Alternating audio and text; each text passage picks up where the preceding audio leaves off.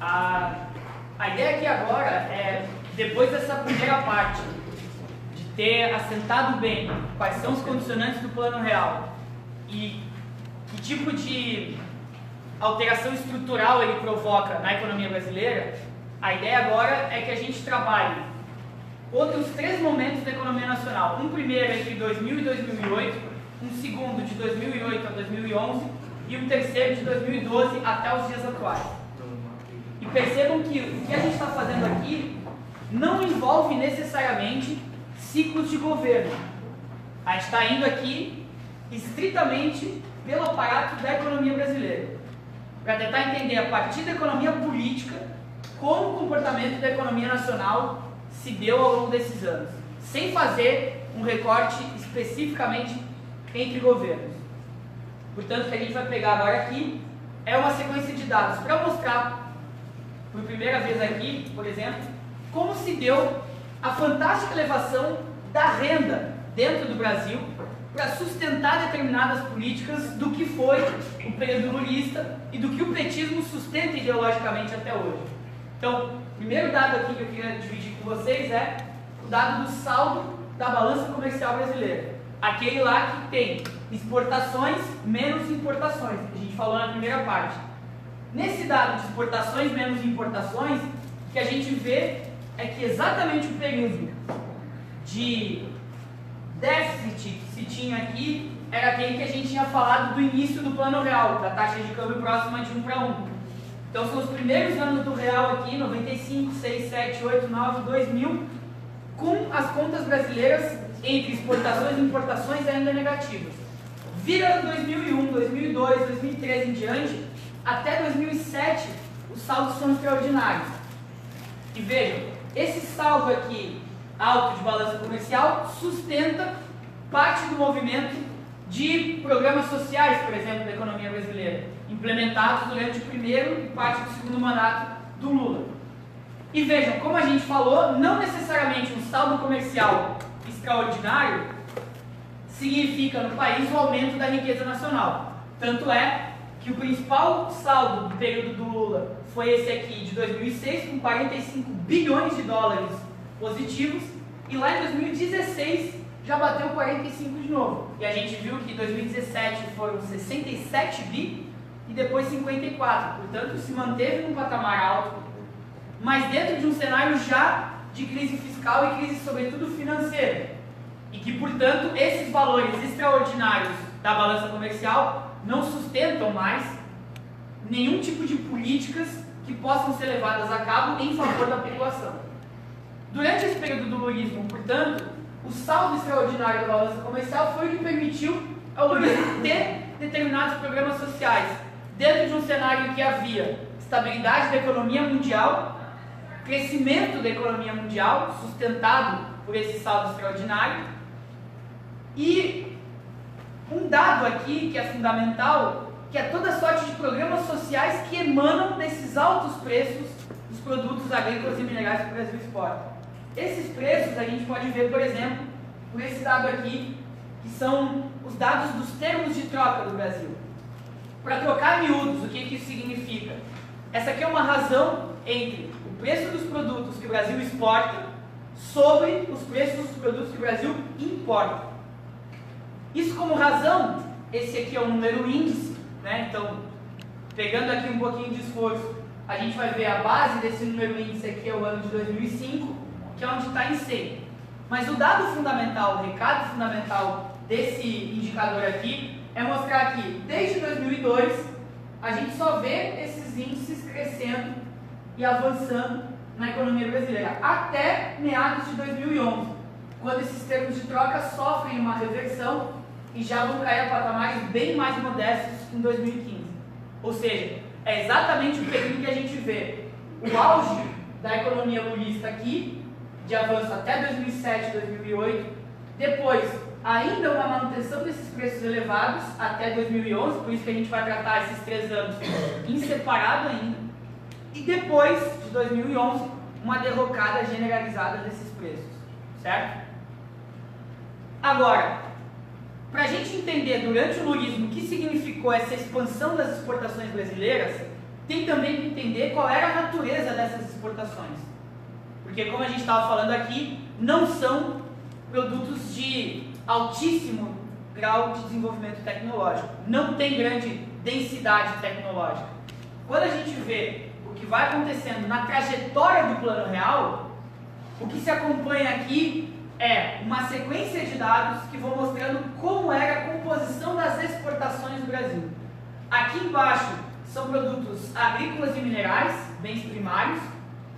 Essa faixa do meio é de bens intermediários e essa parte de cima aqui é de bens manufaturados.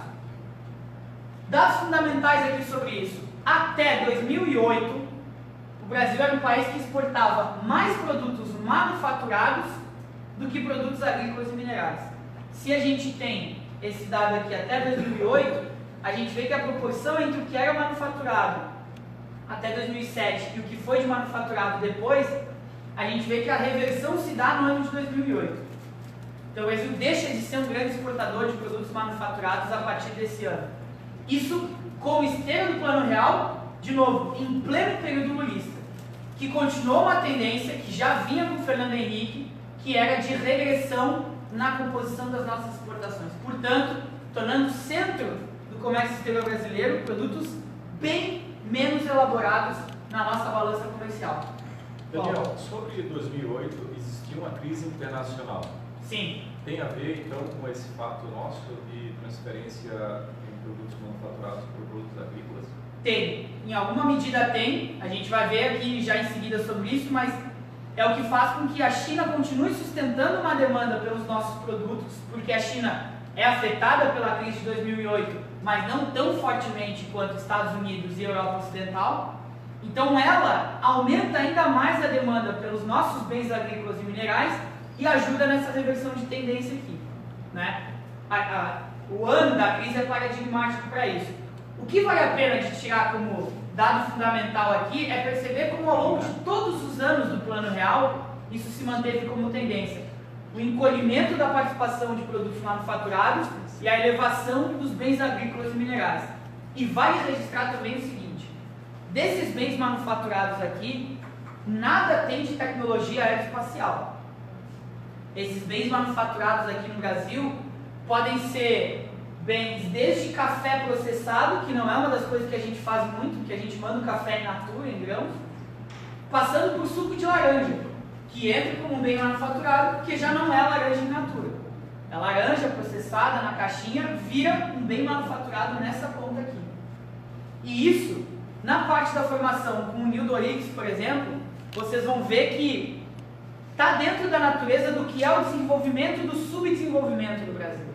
Um desenvolvimento capitalista que aceita sim a possibilidade de produzir e exportar bens manufaturados, desde que eles mantenham uma densidade tecnológica baixíssima comparada à densidade tecnológica dos produtos dos países centrais. Ou então, a gente pode até exportar os bens manufaturados mais avançados, mas o registro da propriedade intelectual não vai ser nosso, não nos pertence. Então são todos os mecanismos através dos quais, dentro da divisão internacional do trabalho, e o Brasil mergulhado na dependência e no subdesenvolvimento, que é a nossa condição, vai fazer com que a gente não consiga superar uma barreira de dependência e subdesenvolvimento, mesmo que avancemos no projeto industrial. Isso não dá conta de reverter a lógica da dependência e do subdesenvolvimento. E ao contrário, os países centrais do imperialismo, eles podem topar uma industrialização aqui, porque eles sabem que quem vai coordenar o ritmo de avanço tecnológico dessa industrialização vão ser eles. Eles têm as tecnologias. Eles vão determinar qual é a velocidade de atualização das matrizes tecnológicas. Aqui tem dois conceitos distintos, e aí tem que ler o sujeito como Darcy Ribeiro, por exemplo, para entender. Os dois conceitos que ele coloca entre o que seria uma aceleração evolutiva de uma nação, ou seja, aquela que vai ter o seu processo de desenvolvimento atrelado à sua própria sorte, uma nação autônoma e independente, ou o que o Darcy Ribeiro chama de modernização reflexa, que significa a entrada dessas tecnologias paulatinamente, sem alterar uma palha do que é a dependência e o subdesenvolvimento, e alimentando uma ilusão de que aqui vamos tendo cada vez mais modernidade, vamos nos aproximando cada vez mais dos grandes centros. Nada mais falso. Continuamos no atraso. Aqui, portanto, a condição fica ainda pior, porque voltamos a um patamar de produzir só bens agrícolas e minerais como principais produtos de competição no sistema internacional. Tá certo? Luciano, prefiro uma pergunta? Só para me situar melhor ali, já que está com esse gráfico na mão, quando é que começa a explosão dos preços das commodities ali, que inclusive beneficiou a economia naquele momento, ou beneficiou aquelas políticas dos governos da... O dado que mais nos ilustra isso é esse dos termos de troca que a gente estava vendo. Então, exatamente aqui na virada de 2002 para 2003, é que a gente vê que os termos de troca brasileiros, ou seja, os preços do que a gente exporta, tinham chegado em um patamar mais baixo e desde esse período eles só fazem subir. Aí tem um outro abalo, mas seguem uma trajetória muito forte de ascendência. Então isso praticamente coincide com o início do período Lula. Isso ajuda de alguma maneira também a alterar a situação no caso da fronteira agrícola, a inversão ali do gráfico dos manufaturados? Sem dúvida, tá? Sem dúvida. Aqui a gente vê, esse processo da fronteira agrícola vai aparecer num dado aqui, inclusive, do quanto ela se expande nesse período. Né? Então, só dá para segurar um pouquinho, porque a gente já volta a falar disso. Não, é nesse gráfico mesmo, não. Um outro dado que eu quero dividir com vocês aqui é o dado que vai mostrar no Brasil como se comportou a tal da conta de serviços e rendas, aquela que a gente falou que era sempre estruturalmente negativa nesse período. Isso aqui é déficit estrutural na conta de serviços e rendas do balanço de pagamentos brasileiro. O que eu quero colocar com isso? Que esse gráfico, apesar de ser um gráfico estável ou ascendente em alguma medida, isso aqui é só a estabilidade ou a ascensão do déficit. Mais nada. Então, quando o gráfico sobe, significa mais déficit. Porque é o déficit em serviços e rendas. Aquela conta que a gente já visto aqui, que tem royalties, remessa de lucro, pagamento de transporte internacional, etc, etc. Vejam, todo o período do Plano Real é de déficit estrutural em serviços e rendas, e pega o período do lulismo aqui até o primeiro mandato da Dilma. Olha só a elevação fantástica dos problemas de balanço de pagamentos. Ilustrando mais uma vez que enfrentamento zero com a nossa dependência científica e tecnológica. Zero. Não tem legado positivo das políticas aplicadas aqui. E só começa a cair depois, não porque aqui a gente adotou uma prática nacionalista, somente pela queda do nível de atividade da economia brasileira. O único explicativo para isso aqui diminuir. Porque a dependência continuou total, mas a atividade econômica resfriada dá conta de trazer números mais modestos. Tá certo? Os principais responsáveis por esse déficit aqui, que eu queria destacar, são os transportes internacionais, o aluguel de equipamentos e as viagens internacionais. Essas três estão ilustradas aqui. O aluguel de equipamentos é o mais alto, que a gente vê aqui em rosa. O segundo indicador mais alto são as viagens internacionais e o terceiro são os transportes. Todos eles com déficits estruturais aqui, na casa dos bilhões de dólares. O que vale a pena mencionar aqui, por exemplo, a gente vê dados de 2014, 2015, 2016, em que o déficit no aluguel de equipamentos vai batendo aqui, ó, 16, 18, 20, 22, 21, 20 bilhões de dólares de déficit. A gente tinha visto aqui, falando antes, que era o principal dos déficits. Depois aqui, viagens internacionais, 5, 8, 10, 14, 15, 18, 18, 11, 8,5 bilhões de dólares. O que significa essas viagens? Gastos de turistas aqui no Brasil e gastos de brasileiros lá fora. Comprar enxoval amanhã. Por que isso chama atenção também? Né? Porque aqui a gente tem déficit em viagens internacionais no meio de Copa e Olimpíadas aqui, ó, 2014 e 2016. Que não significou que a gente conseguiu ter entrada de recursos maior do que a saída de recursos aqui. Isso ajudou a mitigar um pouco da conta, mas como todas caíram, de novo, como efeito da própria redução do nível de atividade econômica.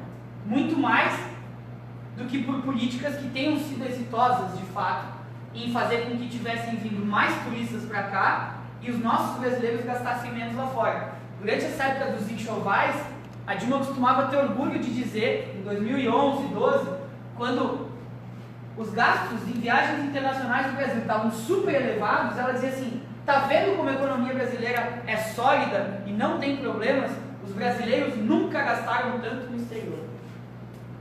Qual é o problema de usar isso como indicador? É exatamente isso que faz com que exista uma quantidade monstruosa de dinheiro indo embora daqui. Dinheiro que é ganho aqui e gasto fora. Portanto, do ponto de vista das contas nacionais, é um péssimo indicador as viagens internacionais e os brasileiros gastando muito lá fora. Só que era um período de taxa de câmbio baixa, em que muita gente da classe média, sobretudo da classe dominante, foi fazer enxoval em Miami, de fato. Entre 2008 e 2011 isso foi extraordinário. Eu tinha a impressão, interessante isso, desculpa, a impressão porque eu achava que isso aí aconteceu no início do Plano Real, porque naquela paridade de 1 para 1, realmente, você imagina bem, hoje eu sei que os Estados Unidos está 4, né, a diferença está 4, então fica 4 vezes mais caro, né, claro. valor, né, comparativo. Na época era 1 por 1, então a viagem ficava muito mais barato. E na época a conversa era assim, os brasileiros tiravam férias e iam para Disneylandia, né, e não para o Nordeste. Aí quem estava realmente numa classe dominante com propriedade fazia essas viagens internacionais na paridade de 1 para 1. Mas na massa em geral, o cenário de crise econômica era tão acentuado que mesmo com um câmbio, entre aspas, favorável para a viagem internacional, isso não dava ainda um impacto tão forte nas contas. Foi daqui, né, mais adiante. Então, o pessoal gastando muito mais lá fora. Bom, aqui, ainda em cima dos serviços e rendas, tem outros 2 dados que eu quero dividir com vocês, que estão numa configuração um pouquinho diferente, mas eu acho que vai dar para enxergar aqui. Essa conta é a de serviços de propriedade intelectual, pagamento de royalties no Brasil. Aqui está em milhões de dólares, então quando bate lá 6 mil no canto, 6 mil milhões aqui, são 6 bilhões de dólares em pagamento de royalties e licenças por capital estrangeiro. De pagamento que só fez crescer de novo durante todos os anos Lula, o segundo mandato dele e o primeiro mandato da Dilma, e de novo, só refreia o próprio nível de atividade econômica mais modesto. Portanto, de novo, aprofundamento da dependência e do subdesenvolvimento durante os anos do petismo no comando do país. Aprofundamento, nenhum enfrentamento e pior, aprofundamento dessa condição. Segundo dado que ilustra isso, remessas de lucros das multinacionais aqui no Brasil. Também está em milhões de dólares, e lá significa 35 mil milhões, significam 35 bilhões de dólares remetidos para o estrangeiro, no pico entre 2008 e 2011, que é quando tem exatamente a crise internacional, e como o lulismo jamais enfrentou as multinacionais no Brasil, as multinacionais que operavam aqui e que tinham as suas matrizes em crise na Europa e nos Estados Unidos, remetiam toda a lucratividade da economia brasileira para salvar as suas matrizes lá. Vocês podem buscar, tem reportagens dizendo que a GM e a Telefônica, a GM estadunidense e a Telefônica espanhola, só não quebraram em 2008 graças à rentabilidade das suas atividades no Brasil, que enviou os lucros para lá e salvou as companhias. Então, dentro desse cenário, de novo, zero de enfrentamento às companhias multinacionais. Fala, Fabrício. Sobre esse ponto aí da remessa de lucro, isso aí foi contabilizado no oficial? Porque tem a forma de... Dados do balanço de pagamentos do brasileiro. Porque tem formas que as multinacionais, as transnacionais fazem de remitir esses lucros, mas que não vai como remessa de lucros, né? Perfeito. Isso aí... Isso é só o que está contabilizado como oficial, como remessa de lucros. O que as multinacionais fazem? Como a remessa de lucros é tributada de forma muito benevolente, mas é tributada, elas pegam e começam a fazer operações de empréstimos intercompanhias, que se chama. Significa, a matriz faz um empréstimo para a filial. Só que esse empréstimo é de fachada muitas vezes, o dinheiro não veio. mas aí a filial vai declarar que está pagando o empréstimo de volta. Só que quando ela está pagando o empréstimo de volta, ela está remetendo lucro. Só que como isso tem uma natureza de operação financeira, não incide o tributo que incide sobre os lucros, incide o tributo financeiro, que é mais baixo ainda do que o tributo sobre os lucros. Sem contar em compras de máquinas e equipamentos já defasados que entram aqui como compra, né, de equipamento, não como remessa de lucro, né? Também. Eles definem os preços. Também. Existem Ou o várias caso- formas. Pegue o caso recente de São Paulo, né? Quem mais estudou magistralmente isso foi o André Gunderfrank. Aí tem que ler aí também para pegar a presença das multinacionais aqui. O que o Gunderfrank falava? Quando uma indústria dessas veio pela primeira vez, botou aqui 10 bilhões de dólares, remeteu a cada ano 2, 2, 2, 2 e 2. Ela já mandou os 10 bi de volta. E aí ela anuncia um novo investimento de 5 bilhões de dólares. Desses 5 bi, a gente pode dizer, de dinheiro novo, não tem nada. Foi riqueza produzida aqui, que foi para fora, é requentada lá e parece que está entrando como investimento novo aqui. O Gunderfrank decifra isso magistralmente. Para ver também, caso recente, quando a Ford disse que ia embora, a empresa de caminhões da Ford disse que ia embora de São Bernardo do Campo, e aí teve também a manifestação uma semana depois da GM, dizendo: vamos fechar as nossas atividades, estamos indo embora também. O que o João Dória fez? Não, peraí, vem cá, eu vou cortar 25% do ICMS para vocês. No outro dia, a GM anunciou um novo investimento de 10 bilhões de dólares aqui. Que numa conta de padaria, não tem nenhum rigor científico isso que eu estou falando, mas aproximadamente numa conta de padaria eu posso dizer, dos 10 bi que estão vindo da GM, estão vindo concretamente 7,5. Porque os outros 2,5 bi são os 25% que o Estado de São Paulo não vai cobrar a título do ICMS deles, pelo menos. Né? Então eles tiveram uma redução de 25% do seu custo, e aí vão anunciar uma nova onda de investimentos aqui, na presença das multinacionais, que de novo, o petismo nunca enfrentou. O Lula é produto das multinacionais no ABC Paulista, mas as greves que ele comandava lá eram todas legítimas por salário no embate, e no máximo, no limite máximo, redução da carga de trabalho. Agora, greves contra as multinacionais em favor do que seria a riqueza nacional, não teve uma. E ele é filho desse movimento operário que nunca contestou a presença da multinacional aqui. Ao contrário, sempre quis pactuar numa forma em que, na conciliação plena, que é o que orienta a cabeça do Lula, pudéssemos ter empresas estrangeiras ganhando muito dinheiro aqui, empresas nacionais ganhando muito dinheiro aqui, capitalistas ganhando muito dinheiro aqui, trabalhadores conseguindo avançar na vida, num mundo cor-de-rosa que é impossível de sustentar no sistema capitalista.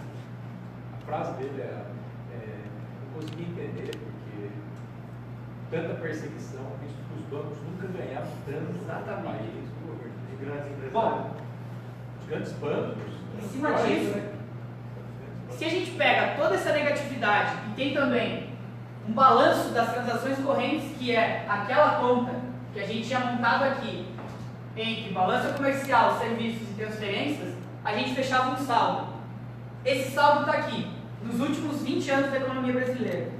Percebam, nos anos de 2004 até 2007, eu não vou nem considerar 2006, eu não vou nem considerar 2007, a gente teve um suspiro em que a positividade da balança comercial, ou seja, exportações menos importações, foi tão extraordinária que conseguiu reverter a tendência estrutural, que era de ter um saldo negativo nas transações correntes. Então, quer dizer, exportou-se mais do que se importou, tanto que isso mais do que compensou o pagamento dos royalties, da licença de propriedade intelectual, da remessa de lucros, do pagamento de transporte internacional, etc, etc, etc. Mas por quanto tempo isso? 4 anos. 4 pequenos anos, em que foi alimentada uma ideologia a partir do petismo. Uma dupla ideologia. A primeira, durante esse período o Brasil pagou a sua dívida externa. Isso é mentira. O Brasil não pagou dívida externa durante esse período aqui. O que aconteceu nesse período foi que o acúmulo de riqueza foi tão extraordinário que aumentou a variação de reservas no Brasil nesse período. Com uma variação de reservas maior, tinha-se uma quantidade de dinheiro em reservas que era superior à dívida externa brasileira. Significa dizer, eu estou devendo 10 mil reais no banco e tenho 10 mil reais na conta corrente. Eu zerei a minha dívida? Não. Eu tenho dinheiro para pagar a dívida, mas eu não zerei a dívida. E quando o lulismo apresentou a possibilidade de superar ideologicamente uma outra barreira do sistema internacional no Brasil, a gente tem que discutir também o fato de que o Lula dizia em 2006 que o Brasil pagou o Fundo Monetário Internacional, estamos quitados, não devemos mais ao FMI. Isso é verdadeiro como operação, mas a gente tem que ponderar pelo menos duas coisas fundamentais do processo de pagamento da dívida do Brasil com o FMI. Esses dois processos estão orientados pelo seguinte: em primeiro lugar, a dívida que o Brasil tinha com o FMI era uma dívida de longo prazo, com baixas taxas de juros. E o Brasil emitiu títulos da dívida pública federal que tinham prazos mais curtos e taxas de juros mais altas para fazer a operação de pagar o FMI. Ou seja, a gente trocou uma dívida mais longa e mais barata por uma dívida mais curta e mais cara para poder pagar o Fundo Monetário Internacional. E eu poderia dizer, contabilmente é um erro, mas do ponto de vista da economia política é um acerto. Não dever ao Fundo Monetário Internacional é uma postura soberana do país. Agora, qual foi o problema desse tipo de atitude que o governo Lula tomou? Pagou-se a dívida com a FMI. Tinham tido 3 empréstimos anteriores, 96, 99 e 2002. Quando o Brasil quita a dívida com a FMI, nesse momento extraordinário que a gente está visitando, qual deve ser a consequência política prática de pagar o FMI? Reverter todos os ditames que o Fundo Monetário tinha colocado nos períodos anteriores. Romper. O que significa isso? Atacar a classe dos capitalistas com seus contratos espúrios, parasitando o Estado brasileiro. Revogar a lei de responsabilidade fiscal, que é uma lei que castra a possibilidade do Estado brasileiro gastar com a população. Rediscutir todas as privatizações e reordenar o Estado brasileiro. E o governo Lula não fez nada disso. Zero. Não debateu nada disso. Isso é botar na mesa um momento revolucionário. Não é o caso. Bom, pagar o FMI significaria se livrar das políticas fundomonetaristas. O que o Lula faz? Dentro da conciliação, dentro do pacto estabelecido, paga o FMI, mas mantém todas e cada uma das políticas, sem alteração nenhuma. Isso, de fato, Gilberto, seria parte de um movimento revolucionário. Que aqui, se o Lula tivesse 2 moléculas de coragem, poderia ter levado a cabo. Porque era um momento extraordinário do qual o Brasil só experimenta uma vez a cada século e olhe lá. Isso que é mais imperdoável no momento do... São momentos extraordinários em que o Brasil tem condições de disputar o sistema internacional. O que o Lula fez? Pegou isso daqui, esse momento extraordinário, e ficou alimentando ideologia. Por quê? Porque a partir de 2008, quando o mundo real se apresenta de novo, que é esse déficit, esse aqui é o mundo real do Brasil, não é esse aqui. Quando o mundo real se apresenta, o que começa a acontecer com a economia brasileira? Reforçar todos os elementos que levaram à nossa condição de dependência e de subdesenvolvimento. Nada de estrutural é enfrentado antes, e o reforço à condição dependente e subdesenvolvida, dentro dos mesmos ditames que tinham sido acordados, voltam a se reforçar. Aí aqui, Luciano, a gente tem, por exemplo, em vermelho aqui embaixo, a evolução da fronteira agrícola no Brasil. Que, para ilustrar o dado, são milhões de hectares utilizados dentro das terras brasileiras. Levou 15 anos, de 1995 até 2010, até 2009, vou botar, para a fronteira agrícola brasileira aumentar em 10 milhões de hectares. Olha lá, 37 para 47 milhões de hectares. Aqui é o olho do furacão da crise internacional. Aqui os preços internacionais, alguns deles já caem, outros mantêm uma trajetória elevada e muitos deles ficam estagnados já. Qual é a saída da economia política brasileira? Turbinar o agronegócio. E em menos de 6 anos, de 2009 até 2014, a fronteira agrícola já aumenta mais 10 milhões de hectares. O que tinha levado 15 anos para subir antes, sobe em 6. E é exatamente nessa condição que a Dilma, por exemplo, faz a revisão do Código Florestal no Brasil, para reduzir a margem de plantações, para anistiar todos os crimes ambientais até 2008, pactuada com o agronegócio, para acelerar toda a destruição do meio ambiente brasileiro. Tudo isso pactuado com um novo Código Florestal sob pressão dos ruralistas, a qual ela aceita. Em cima disso, a gente tem uma pactuação do problema brasileiro que até 2008 se estabelece dessa forma.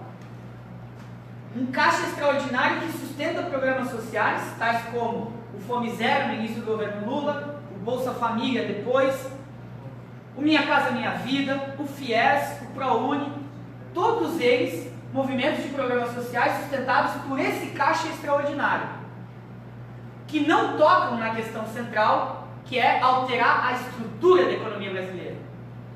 Quando isso se alimenta dessa maneira e a fonte seca, como já dá sinais de que vai secar em 2008, aí o petismo começa uma dupla operação ideológica, uma para dentro e uma para fora. A operação ideológica para dentro é, em primeiro lugar, expandir o crédito para o consumo das famílias. De 2008 a 2011, o grau de endividamento das famílias dispara no Brasil, com farto crédito para consumo dos trabalhadores. Isso está sustentado pelo quê? Porque lá em 2008, estoura a crise internacional e o Lula diz assim: a crise de 2008 no Brasil não passará de uma marolinha. Isso que é um tsunami internacional nas finanças, aqui vai ser uma marolinha. E quando ele fala isso, ele está sustentado, ele está orientado por uma entrada de recurso extra, que ainda tem o desempenho das exportações do Brasil como fonte de financiamento, e tem também uma entrada gigantesca de recursos via investimento estrangeiro direto, mais multinacionais vindo para cá. Lula, por exemplo, faz uma oferta pública de ações na Bolsa de Nova York em 2008. Com qual empresa? A Petrobras. Aquela que hoje o petismo diz: nós defendemos tanto a Petrobras que um golpe veio nos tirar o controle do petróleo nacional. Mentira! A entrega do petróleo nacional via Petrobras já teve vida longa durante os anos do petismo, sem resistência alguma. Essa entrada de investimento estrangeiro, fortemente realizada desde 2008, acontece pelo seguinte: nas finanças internacionais, imaginem, países centrais com taxas de retorno sobre capital baixíssimas ou negativas. É o período da crise internacional. Aí eles olham países periféricos como Brasil, Rússia, Índia, China e África do Sul, todos esses países sinalizando taxas de juros altíssimas para retorno sobre o capital. Quando estoura a crise de 2008, o Brasil volta a botar a taxa de juros lá próxima de 18%, 19%. Então, quer dizer, a gente atrai uma grande quantidade de capitais externos. Ainda tem um desempenho razoável para bom das exportações. Então ainda tem caixa disponível aqui. O que o governo faz com esse caixa disponível? Empréstimo para o consumo das famílias. Redução do IPI para os automóveis, para a linha branca, por exemplo. E junto com isso, a operação ideológica interna, o petismo coloca o quê?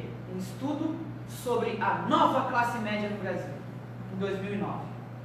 2009, estudo da Secretaria de Assuntos Estratégicos da Presidência da República, patrocinado pelo IPEA, vai dar conta de dizer o que é a nova classe média brasileira. Como era o momento de crédito farto, essa nova classe média está orientada pelo quê? Pela lógica do consumo. Então, o pacto pela nova classe média vai ter como horizonte de análise, como metodologia, se a casa tem geladeira, se a casa tem fogão, se uma casa tem cama, se tem sofá, quantas televisões tem, quantos cômodos tem na casa, num momento, de novo, em que o crédito para consumo estava estourando, bombando para todo lado. Apesar de altas taxas. Né? Com altas taxas, Altas porque taxas de juros. endividou todo mundo depois. Mas o crédito subsidiado para várias famílias consumirem, com a redução do IPI, com todas as reduções de impostos para fomentar o consumo. Numa renda que estava em ascensão ainda era um período de expansão da economia brasileira. E dentro desse cenário, o que o petismo alimentou? Bom, esse consumo todo das famílias gerou uma nova classe média. Nesse estudo, o IPEA delibera qual seria a faixa de renda dessa nova classe média que consome. E na faixa de renda, está lá no documento do IPEA, a faixa de renda da nova classe média vai de 291 a R$ 1.019 per capita. 291 a R$ 1.019 per capita. Ou seja, se a gente pegasse, naquela época o salário mínimo era de R$600. Se a gente pegasse um casal jovem, em que só um deles trabalhasse e ganhasse um salário mínimo, este casal estava na nova classe média brasileira. Dividindo os R$600 com 300 para cada um, renda per capita está superior a 291, classe média. Essa é a nova classe média do petismo, que por orientação ideológica, eles ficam batendo cabeça hoje para tentar vociferar contra a classe média que ideologicamente eles alimentaram. E agora tem que renegar, porque ela virou absolutamente antipetista. E por que ela virou antipetista? Porque ela acreditou na ilusão do discurso ideológico de que ela era realmente uma classe média, quando ela nunca foi. E aí ela vai na deterioração da renda, na crise econômica, na queda do nível de atividade, no desemprego massivo. Aquilo que era um dia uma classe média vai se voltar com toda a raiva e diria com toda a razão do mundo contra o petismo. Em cima dessa operação, a gente tem ideologicamente como o petismo tentou sustentar para dentro um modelo que já dava os seus sinais de esgotamento. Mas tem também como o petismo sustentou para fora esse modelo ideológico. Como? Em cima de uma política externa que tentava colocar o Brasil na condição de um global player. Essa expressão ultracolonizada, mas que muita gente adorava colocar no vocabulário das relações internacionais. O discurso do que era o Brasil em 2009. Tão avançado em 2009 que fechou no mesmo ano Copa e Olimpíadas para serem sediadas no país, alimentando o orgulho nacional de que o Brasil tinha um novo patamar nas relações internacionais. Alimentando uma ideologia de que esses créditos internacionais que aportaram aqui, porque o capital no centro já não tinha a mesma taxa de rentabilidade, quando bate aqui e se espalha por essas nações subdesenvolvidas e atrasadas, o Brasil alimenta uma ideologia de que agora faz parte de um novo consórcio de poder, de um bloco contra-hegemônico formado pelos BRICS, em que Brasil, Rússia, Índia, China e África do Sul representariam um consórcio de uma ameaça à ordem global, já que os Estados Unidos estão combalidos pela crise de 2008. E a Europa Ocidental também não apresenta resposta a contento para a crise. Ideologicamente ainda, o Brasil tenta ascender ao patamar de grande nação, fazendo o quê? Se colocando como um país que, ao atuar no cenário internacional e ser, portanto, um global player, pode também participar das missões de paz do mundo, para que o Brasil possa chegar a uma cadeira permanente no Conselho de Segurança das Nações Unidas, que é aquele pequeno grupo de 5 países que manda na política mundial. Só que para fazer isso, o que o petismo fez? Mandou os nossos militares para matar os negros no Haiti e fazer intervenção lá, achando que aquilo lá, por bom comportamento, ia fazer o Brasil mostrar para o mundo inteiro como a gente sabe fazer o serviço sujo do imperialismo e pode se postular a uma condição desse clube de estados que manda na política mundial, alimentando essa ilusão e achando que via BRICS ia conseguir apoio internacional para ter uma cadeira permanente no Conselho de Segurança. E achando que os BRICS podem ser um grupo de países que tem tudo a ver, afinal de contas são grandes territórios, grandes populações, renda média, como se esses fatores absolutamente artificiais pudessem sustentar a economia política de uma nação. Foi tudo que não aconteceu aqui com o petismo. Por que não sustenta? Porque se eu pego os BRICS e faço uma clivagem, eu já tenho que separar China e Índia de cara. 1 bilhão e 200, 1 bilhão e 300 milhões de pessoas cada um. De cara, achar que 200 milhões de pessoas aqui são uma grande população, perto deles. A classe média na China, essa sim, de fato, com renda e com padrão de consumo de classe média, dá 2 Brasis, mais de 400 milhões de pessoas. Só a classe média deles. São todos países que tem, por exemplo, China, Rússia e Índia, tem a bomba atômica. Só isso coloca eles em um patamar completamente diferente do Brasil nas relações internacionais. E se for para algum deles entrar no Conselho de Segurança da ONU, vai ser um desses 3. E não o Brasil, porque está matando negros no Haiti. Vai ser um desses 3 por quê? Porque todos os outros 5 têm arsenal nuclear. Todos esses outros 5. Estados Unidos, Rússia, China, França e Grã-Bretanha. Os 5 do Conselho de Segurança têm arsenal nuclear. Tem capacidade militar de embate em padrão internacional. O Brasil não tem nada disso. E alimentou a ilusão de que poderia ser um jogador internacional. Pura balela, pura ilusão, que fez, em paralelo, que o Brasil rifasse um projeto de integração latino-americana. E esse aqui é o erro mais drástico da política externa brasileira, que muitas vezes é tomada como uma política externa que foi a mais progressista que a gente já teve na história. De novo, mentira, porque não chegou aos pés da política externa independente do João Goulart, por exemplo, pré-golpe de 64, e que mesmo daquilo que apresentava como progressista, sempre negligenciava a nossa condição latino-americana, a nossa condição de dependência e subdesenvolvimento. Predileção pelo Mercosul não quer dizer nada, porque essa predileção pelo Mercosul significa, de novo, o tesão pela multinacional, porque o Mercosul é da Ford, da GM, da Peugeot, da Renault, de todas essas empresas automobilísticas que são as principais beneficiárias do bloco. E por isso a classe dominante pega o Mercosul agora e pode fazer a crítica que for, mas não vai acabar com o bloco. Não vai acabar. Quando a Dilma sofreu o impeachment, o que o petismo dizia? Meu Deus, o Temer vai acabar com o Mercosul agora. Ninguém mais vai querer o bloco. E ele está aí. Então, se 10 anos atrás, quando eu estava estudando relações internacionais na graduação, muita gente fazia pesquisa para tentar entender por que o Mercosul não avança, eu diria, essa turma tem que reorientar a pesquisa agora e explicar por que o Mercosul não acaba. E não vai acabar. Ele pode ser relativizado, pode ser alterado, muda a cláusula de consenso, faz acordo de livre comércio com a União Europeia, que quem não quer é a União Europeia, não é a gente, porque os latifundiários aqui já queriam fechar o acordo para ontem. E os agricultores europeus estão bloqueando o acordo. Pode fazer tudo isso, mas o bloco não vai acabar. Ele é o paraíso para as multinacionais poderem operar aqui a custo baixo.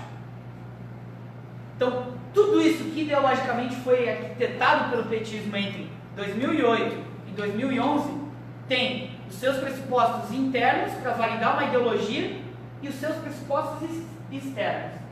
Todos eles não fazem parte de nada mais do que uma operação ideológica para tentar sustentar algo que já está se esvaindo, que é o ciclo de progressão do governo brasileiro mediante a administração petista. Já está dando os seus sinais de esgotamento.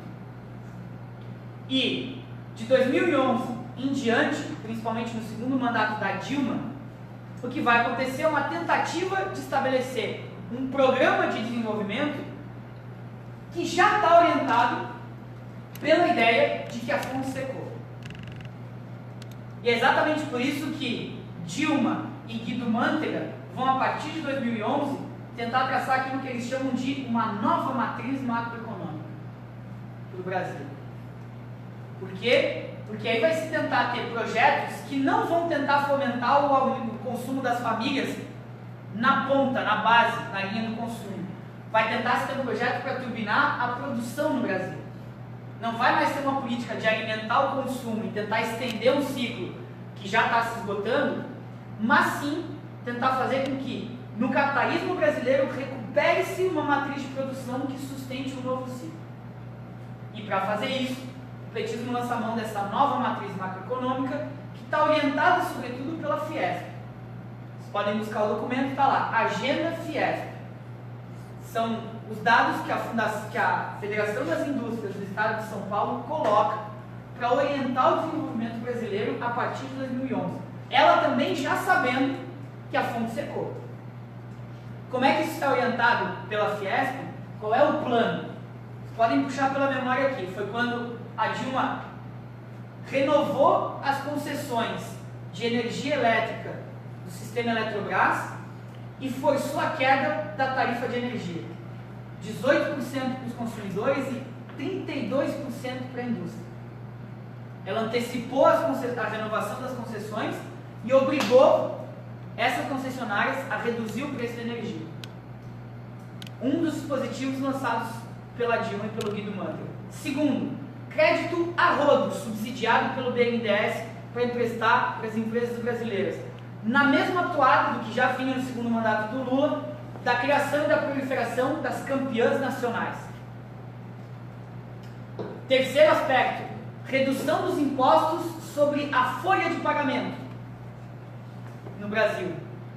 Redução dos tributos, dos encargos trabalhistas da folha. Redução do preço dos alimentos, fazendo com que o valor dos impostos sobre os alimentos também fosse reduzido. Para quê? Para baixar os salários. Porque a economia política nos ensina que o nível de salário está regulado pelo preço dos alimentos. Baixar o valor dos alimentos significa baixar o valor dos salários. O capitalista poder se apropriar desse excedente. Tudo isso pautado pela Dilma e pelo Guido Mantega de 2011 em diante. E junto com isso, o grande corolário dessa ideia, que foi turbinar a ideologia empreendedora no Brasil. Toda a ideologia do empreendedorismo entra avassaladora a partir de 2011, sobretudo com a iniciativa do microempreendedor individual e do super simples, que é o mesmo modelo do simples de redução da carga tributária para empresas de prestadores de serviços, na sua grande maioria, e a alimentação de uma ideologia de que os empreendedores brasileiros podem agora ser donos do seu próprio negócio, separando-se da condição de assalariados, alimentando uma ideologia de que o microempreendedor agora é um capitalista. Em cima dessa condição, a gente tem o governo brasileiro apresentando todas as condições possíveis para o capitalismo se desenvolver aqui, dando abertura com todas as políticas que o empresariado demandava. Olha só, reduziu o custo da energia, reduziu o custo do trabalho, reduziu o preço dos alimentos, deu crédito subsidiado. É tudo que o empresariado quer para crescer. E alimentou a ideologia empreendedora ainda. Tudo que o empresariado quer para inaugurar uma nova onda de desenvolvimento a partir de 2011, com todo esse plano da nova matriz macroeconômica. Resultado prático disso, a maior crise da história do capitalismo brasileiro, alguns anos depois. E aí a gente tem que explicar por que isso aconteceu. E o ponto fundamental aqui é de um conhecimento da história do desenvolvimento capitalista no Brasil. Por quê? Porque ao longo de alguns momentos da história do Brasil, já houve iniciativas que tentaram turbinar o desenvolvimento capitalista, oferecendo as condições que nos países centrais dão certo. Quando os países centrais retiram tributos e tentam fazer com que o desenvolvimento capitalista ocorra, se fomenta o crédito, tudo isso atinge, de fato, um resultado de aumentar a reprodução do capital nos países centrais. Aqui na América Latina, em especial no Brasil, não vai. E aí tem que entender por quê. O petismo tem um estudo da Fundação Perseu Abramo, que é o braço de formação intelectual do petismo, em que vai tentar entender, a partir dos estudos, sobretudo de André Singer, do porquê esse plano deu errado. E o André Singer, trocando em miúdos, no resultado final da análise dele, ele diz assim: o plano deu errado porque a gente fez tudo o que podia, tudo o que tinha que ser feito, mas o empresariado brasileiro não veio. A conclusão dele é essa. Estava tudo dado, mas eles não vieram. Só que isso, para a gente aqui, pensando na economia política brasileira, é completamente insuficiente. A gente tem que dar uma resposta a contento para isso. Para entender por que o empresariado não veio. E, de novo, tem que conhecer a história do empresariado no Brasil. Entender que, nos anos 50, por exemplo, a classe dominante brasileira estava numa encruzilhada. Qual é essa encruzilhada? Vinha uma trajetória de crescimento e desenvolvimento industrial, só que aquilo que sustentou essa trajetória de desenvolvimento industrial, que era a economia cafeeira, colapsou nos anos 50. E a economia cafeeira tinha turbinado o quê? Vários latifundiários do café brasileiro fazendo investimentos industriais e diversificando o seu aparato industrial, fazendo com que o Brasil tivesse uma classe dominante entre latifundiários e capitalistas clássicos industriais. Na década de 50, essa encruzilhada se apresenta. E quando ela se apresenta, caem os preços do café e o custo de vida explode nas cidades, a população rural passa por um drama gigantesco, porque os latifundiários querem aumentar a área de produção e aumentam o grau de superexploração da população camponesa, e os industriais não têm rentabilidade mais para tocar os seus negócios. Então vejam, do que seria uma classe dominante entre latifundiários, industriais, camponeses e classe operária no Brasil, a gente tem as quatro em tensão. Por quê? Pela derrocada dos preços do café, década de 50. Período Vargas. O que o Vargas escreve na carta de testamento dele? Forças ocultas atuam sobre mim. O que são essas forças ocultas, senão essas quatro classes divididas entre classe proprietária e classe trabalhadora, com duas expressões dela no campo e na cidade, em cima, e duas expressões no campo e na cidade, embaixo. Essa encruzilhada estava dada. Qual foi a saída escolhida pela classe dominante brasileira? Uma solução de força. Aí tem que ler Dialética do Desenvolvimento Capitalista no Brasil, Rui Mauro Marinho. Ele apresenta esse quadro de forma cristalina. Ele mostra essas forças sociais em contato, e quando essas forças sociais estão em contato, o que ele diz? Era um momento em que no Brasil poderia se ter uma cisão vertical, ou seja, os latifundiários e os camponeses de um lado, e os industriais e a classe operária do outro, e esses dois, classe operária e industriais, poderiam fazer o que aconteceu nos países de desenvolvimento clássico do capitalismo, colocar as classes dominantes em oposição, colocar os latifundiários para serem arrebatados, aniquilados pelos industriais, que é o que a Revolução Francesa faz, que é o que a Revolução Estadunidense faz, que é o que a Revolução Meiji no Japão faz, que é o que todos os países de capitalismo avançado têm como um capítulo da sua história, um processo revolucionário que altera a matriz de poder e propriedade no seu país. O Brasil tinha uma iminência disso poder acontecer nos anos 50. Qual foi a escolha da classe dominante? Pactuar com o sistema financeiro internacional e fechar um acordo com as multinacionais. Nesse acordo com as multinacionais, a solução de força se apresentou. Por quê? Porque a formação econômico-social aqui da América Latina fez com que a nossa classe industrial emanasse toda ela do latifúndio. E ela não vai entrar em choque uma com a outra se a matriz, a origem desses capitais coincide. Os mesmos grupos, as mesmas famílias, a mesma origem.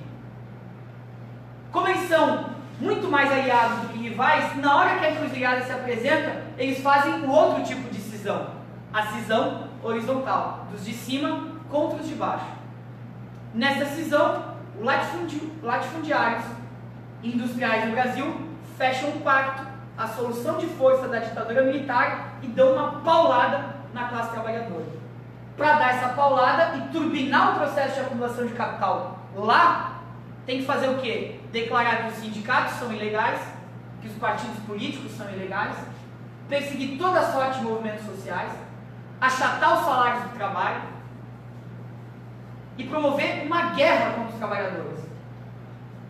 Aquilo que se apresenta como encruzilhada nos anos 50 se resolve como solução de força nos anos 60. contando com a segunda metade da década de 50, na entrada massiva das multinacionais aqui, via governo de Juscelino Kubitschek. Quando o JK faz a entrada massiva das multinacionais aqui, os interesses do capital estrangeiro já estão plenamente consolidados no Brasil. Por isso que o discurso de que o golpe de 64 é um golpe com presença dos Estados Unidos é verdadeiro, mas é incompleto.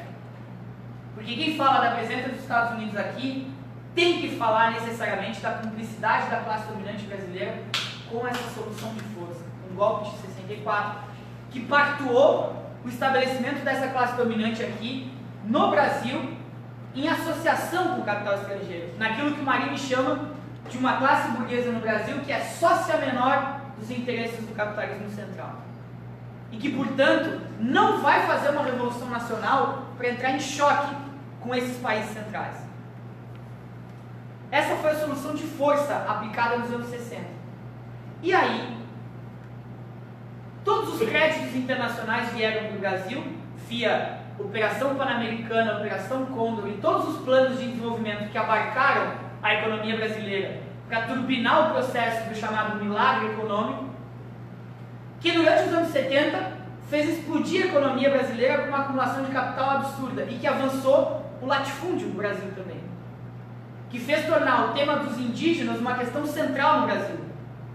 Não porque a ditadura militar não se dava com os costumes indígenas, é porque os indígenas têm a terra, têm que avançar sobre a propriedade da terra, para sustentar esse processo de acumulação de capital.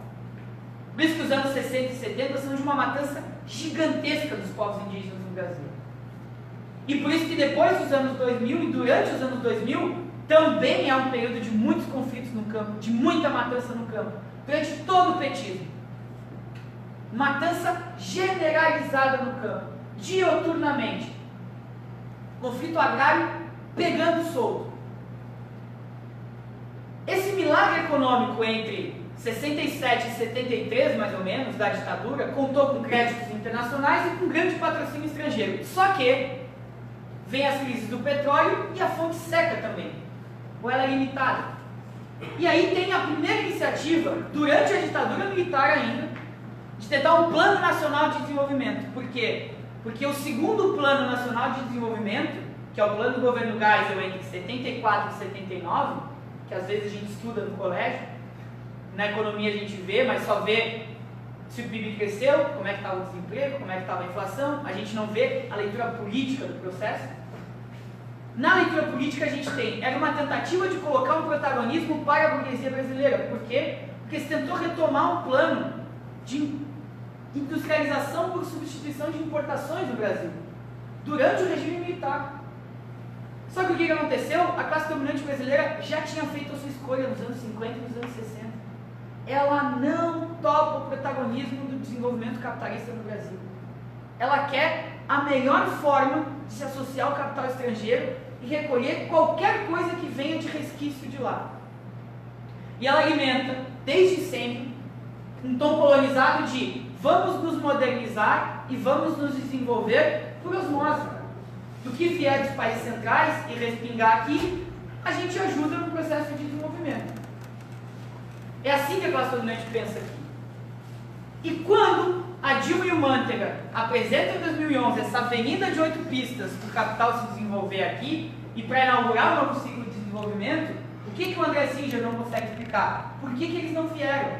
E aí eu digo, exatamente por causa do exemplo histórico de que a classe dominante brasileira já deixou de lição de que ela não vai topar um processo de desenvolvimento que ela protagonize com o recorte nacional, seja qual for a política de incentivo para esse desenvolvimento nacional.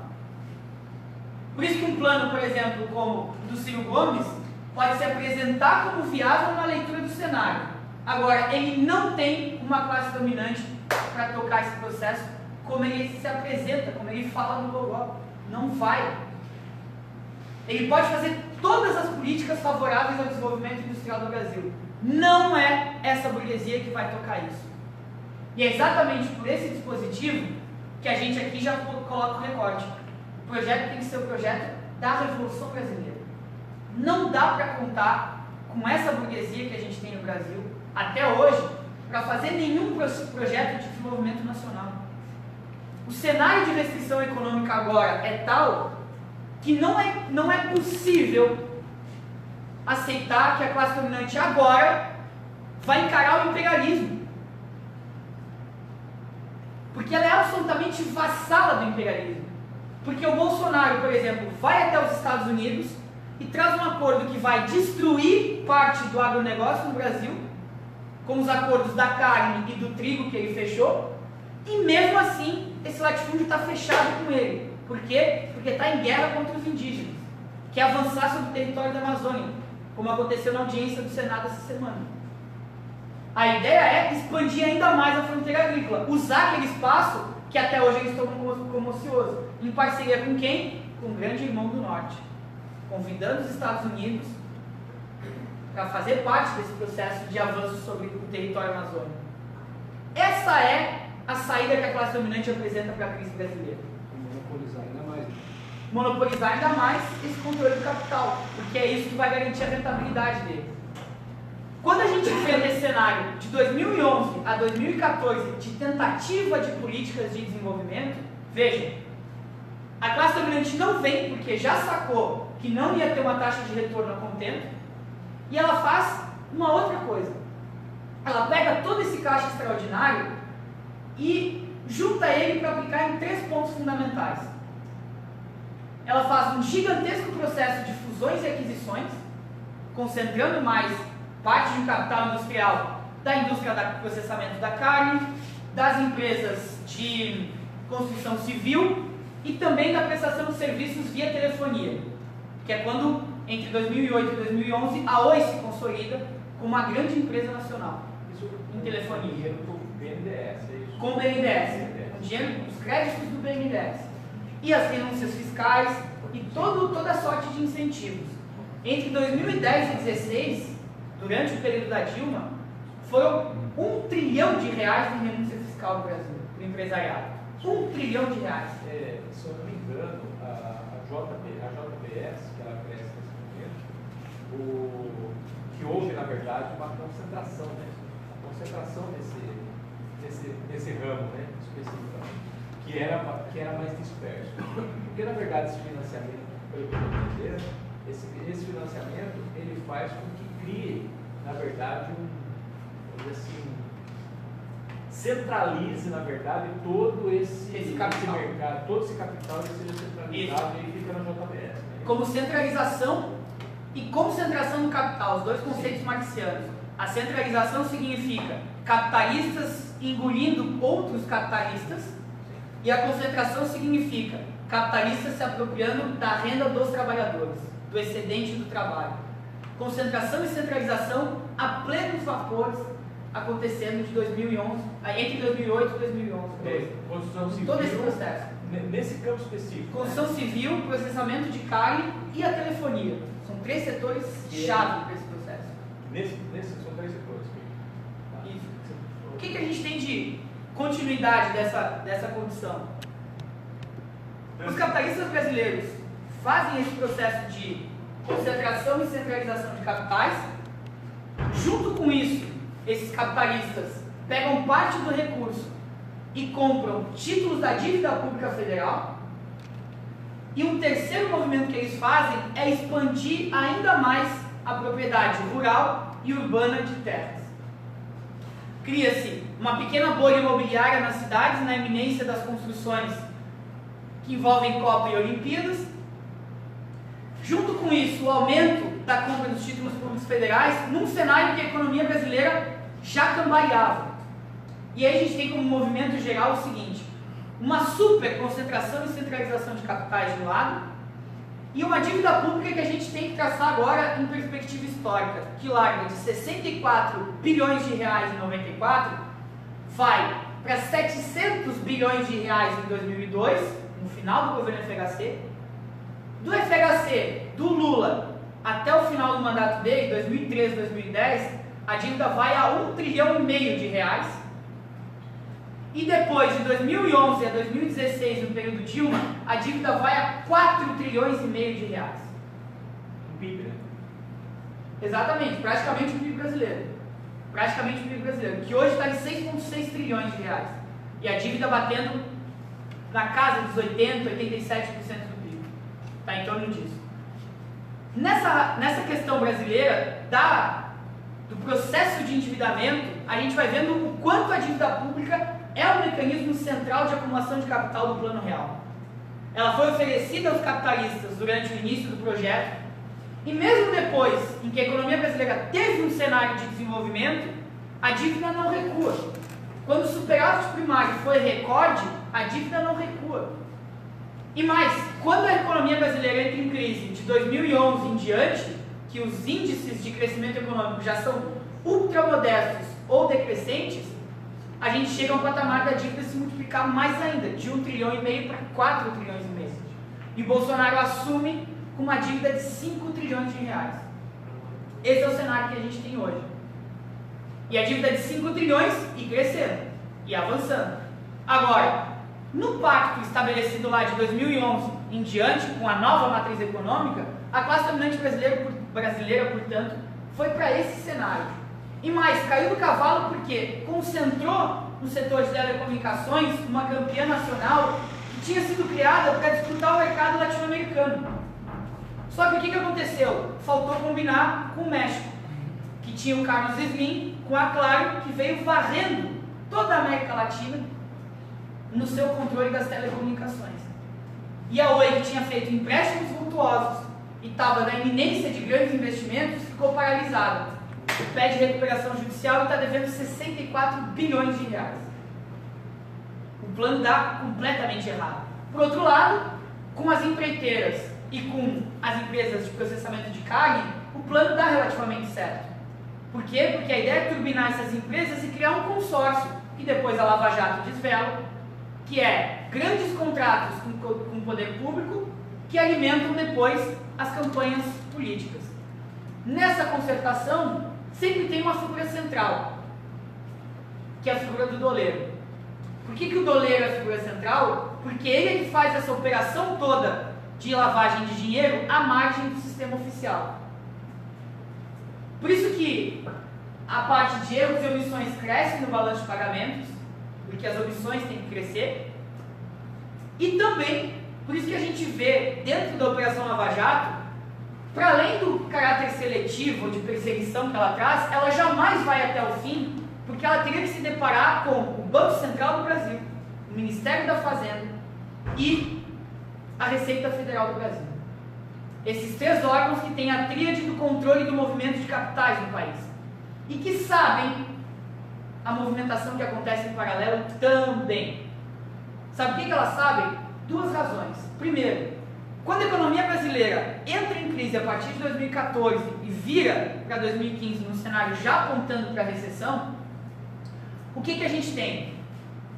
O lançamento de um plano que a Dilma faz e o Temer dá vida longa depois, que é o chamado Plano de Repatriação de Recursos, cujo nome significa nada mais, nada menos do que anistiar todo mundo que tinha cometido um crime de evasão de divisas, botado dinheiro lá fora e trazido para cá para regularizar. Que tinha desviado. Tragam para cá para regularizar esse dinheiro. Vocês vão pagar um imposto reduzido sobre a operação, basta que vocês declarem quanto que está entrando, e mais, todo mundo está anistiado de responder penalmente pelo crime que cometeu. É o pacto em favor da classe dominante. E a Receita Federal do Brasil estimava quanto que ela podia arrecadar no plano de repatriação de recursos. Ou seja, eles têm ideia e sabem que tem brasileiros com dinheiro lá fora não declarado. E tem mapeado especificamente o valor. Se sabem o valor, conseguem rastrear de onde vem. Mas, como isso faz parte da classe dominante do setor financeiro, não é tocado. Durante o governo FHC, Lula, Dilma, Temer, menos ainda com Bolsonaro. Dentro dessa mesma linha, dentro dessa mesma lógica, por que a operação não vai adiante? Tem o plano de repatriação de recursos por um lado, e tem o próprio governo brasileiro não apresentando nenhuma forma de enfrentar qual é esse plano de evasão de divisas com operações fiscais que são altamente contestáveis, que mandam dinheiro para fora, que se estimam o que pode voltar, e em cima disso existem as operações que correm em paralelo às multas que são aplicadas, que acontece com isso? O que é a Operação Zelotes da Polícia Federal, por exemplo? A Operação Zelotes fez o quê? Foi na Receita Federal do Brasil, pegou um órgão chamado CARF, Conselho de Administração e Recurso Fiscal, e viu que lá os capitalistas que estavam sendo condenados por evasão de divisas ou condenados por sonegação fiscal, pegavam um atalho, iam até o CARF e mandavam tirar o processo do sistema, ou reduzir até 90% o valor dos impostos devidos. É assim que a classe dominante opera. Por isso que é imbecil ficar falando que existe um estado de exceção no Brasil. Porque o estado de exceção é sempre o estado em favor da classe dominante. Não tem outra jogada. Não tem nada de estado de exceção. É sempre assim que funciona, em favor da burguesia. E aí tem que ler o 18 Brumário de Luiz Bonaparte, livro do Marx. Lá ele coloca, dentro do direito burguês, tudo aquilo que te concede um direito de um lado, tem dentro do mesmo código, da mesma Constituição, da mesmo ordenamento jurídico, a forma de te quitar esse direito. Que é exatamente assim que a burguesia vai operar para poder usar a lei a favor dela e usar a lei contra a classe trabalhadora. Sempre operando nessa lógica. Por isso que é chovendo molhado falar que existe aqui um enviesamento do judiciário, ou falar que o judiciário está politizado no Brasil. É assim que funciona. Sempre teve. Período FHC, período Lula, período Dilma. Se a gente pega toda essa trajetória aqui da Nova República, e sobretudo com os militares, no regime de exceção pior ainda, a lei vai ser atropelada sempre em favor da classe dominante. Agora a gente tem aqui, caminhando para uma discussão final, os últimos 3 processos da economia brasileira mais virtuosos para discutir. O primeiro deles, quando a economia brasileira já não dá mais os seus sinais de sobrevivência e de resultado a contento para quem é detentor de títulos da dívida pública, começam as ameaças de que o Brasil não cumpra, por exemplo, as suas metas de superávit primário. Entre as metas de superávit primário, Isso é quanto? na virada de 2012 para 13, o superávit primário do Brasil de 2000 até 2012, de 2002 até 2012, foi na média de 2,3% do PIB. Ou seja, ninguém foi mais disciplinado que o petismo para tirar dinheiro do povo e entregar para os banqueiros. Ninguém fez isso com mais maestria.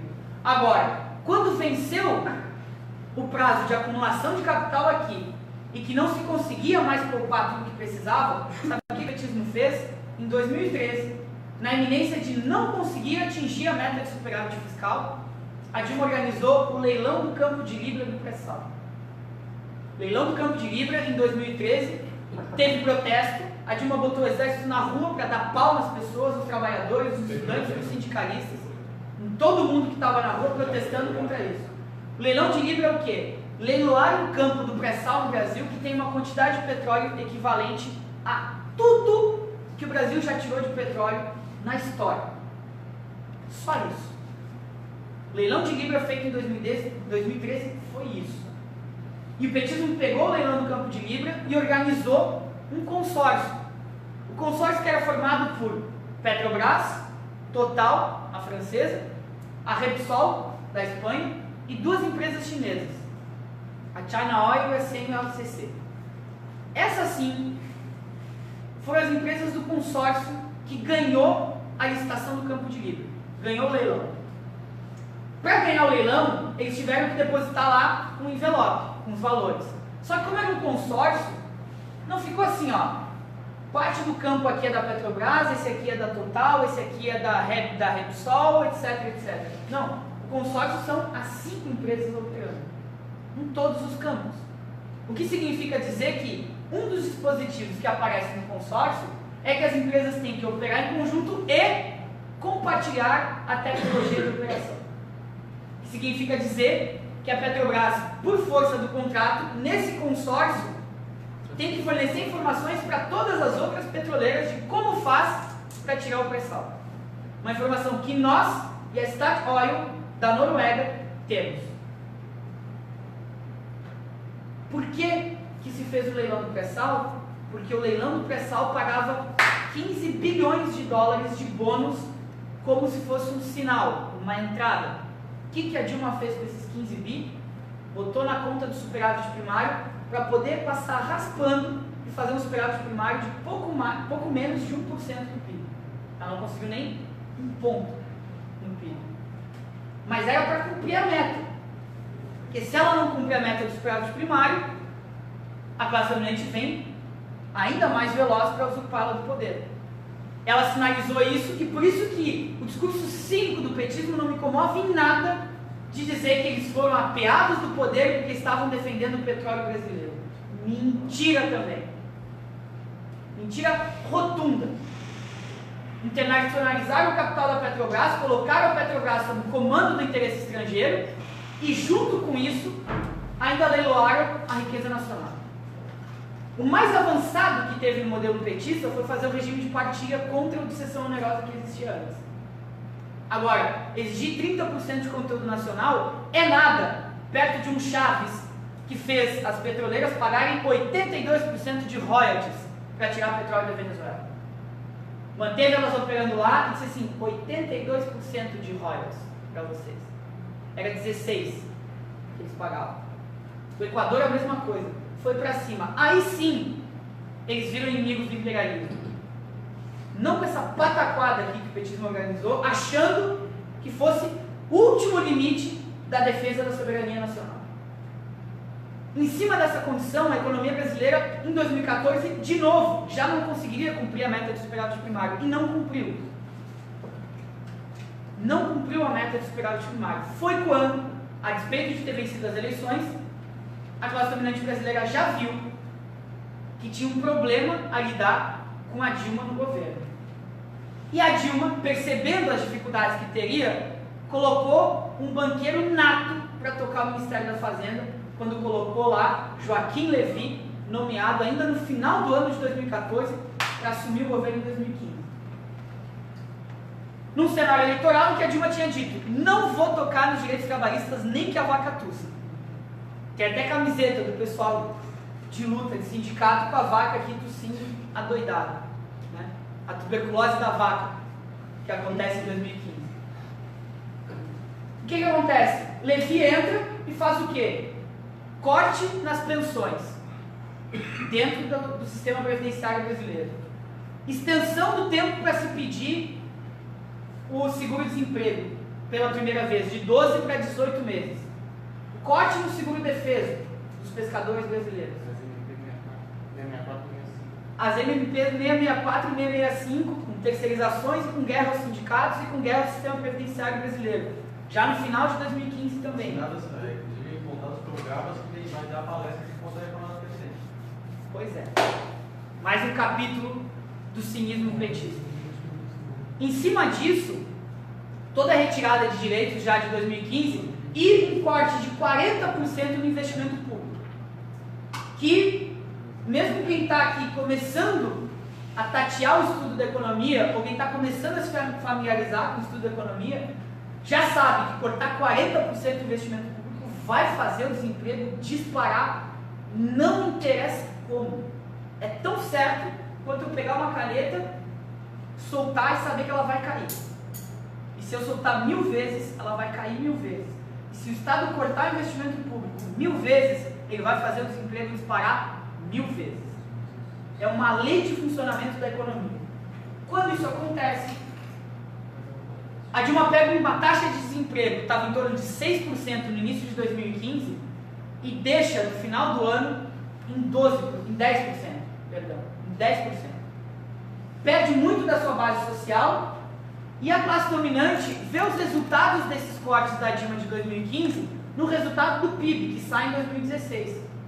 Quando sai o resultado do PIB, está lá 3,8% de recessão no Brasil em 2015. Quando eles veem essa taxa de retração da economia brasileira, eles dizem o seguinte: bom, a Dilma está aí falando que tem que fazer as reformas. Na campanha ela falou que ia reformar o ensino médio já, antes. O Joaquim Levy estava no comando do Ministério já falando que tinha que segurar os gastos sociais, portanto, já tinha desenho do que seria uma PEC do teto.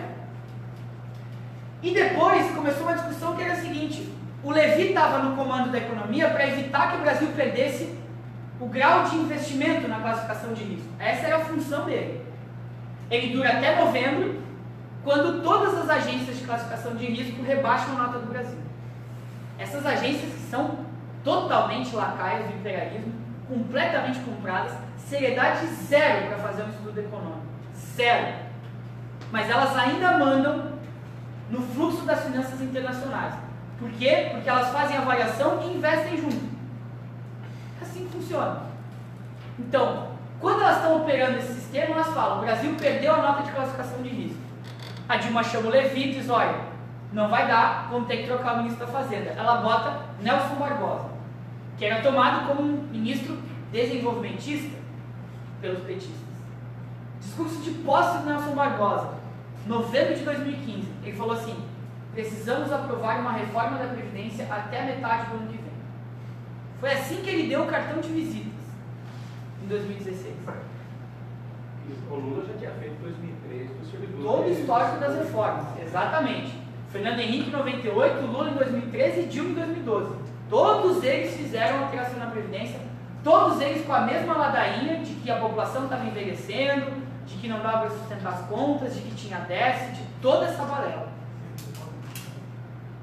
Nesse mesmo cenário, assume o Nelson Barbosa já com essa orientação. Quando a classe dominante vê o PIB caindo 3,8%, diz o seguinte: não dá para topar aqui mais o ritmo petista de administração dos negócios burgueses.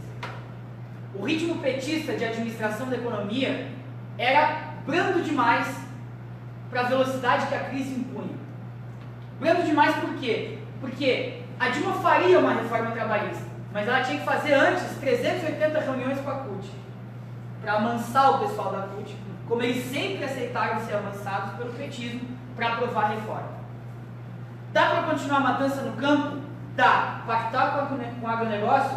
Sim. A ministra da Dilma aqui era a Cátia Abreu, ninguém menos que Cátia Abreu. A ministra Miss Motosserra, eleita pelo MST. No comando da Miss Motosserra, a Dilma poderia turbinar o agronegócio como já vinha turbinando. Mas aí o que ela faz? Ela tem que ter 380 reuniões com o MST também. Então, o ritmo de administração petista não era mais viável para a acumulação de capital que a burguesia precisava no meio da crise. E por isso, a classe dominante disse: vamos ao impeachment, Dilma tem que sair do poder. Por quê? Porque aí o Temer entra rasgando, com uma velocidade muito maior de tudo aquilo que a Dilma faria, mas num ritmo que não era comportado pela classe dominante. Para fazer tudo isso, o ritmo mais acelerado, o Temer já coloca no final do ano a discussão de uma emenda constitucional, a emenda 95, que congela os gastos do Estado. Congela quais gastos? Os gastos primários, os gastos com o povo. Aumenta Todos os gastos sociais. Aumenta a dúvida também. E aumenta a desvinculação das receitas da União, exatamente. O que ele pega? Entrando no governo, aquilo que era o Fundo Social de Emergência de 20%, em 94, em 96 virou Fundo de Estabilização Fiscal, mas tinha a mesma coisa para fazer. Em 2000 vira DRU, Desvinculação das Receitas da União. Que o petismo não mexe, que Temer não mexe, que a FHC criou. Permaneceu saqueando 20% do orçamento público. Assim que o Temer entrou, na primeira semana ele vai lá, num canetaço e bota a DRU para 30%. Para saltar o caixa desse recurso social e levar diretamente para remunerar título da dívida pública.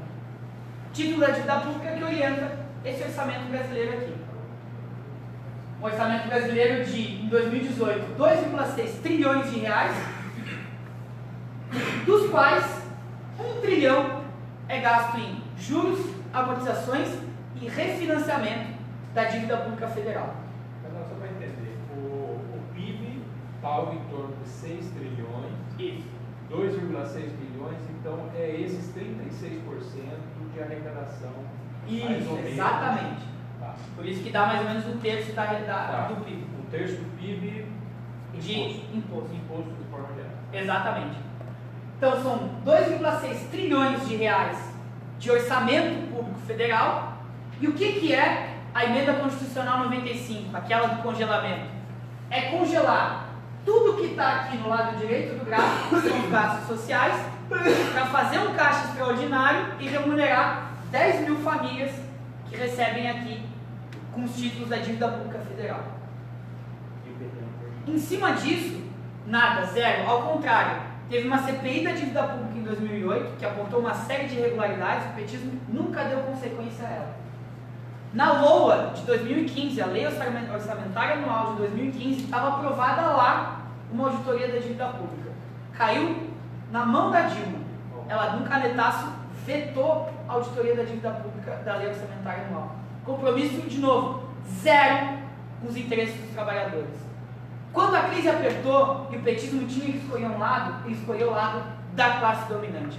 Por isso que o petismo é um partido da ordem, por isso que o PT precisa ser superado como experiência histórica e não revisitado como muita gente quer fazer hoje ainda. Que é o debate final que a gente vai ter aqui, pelo menos da minha exposição, antes da gente abrir para o debate.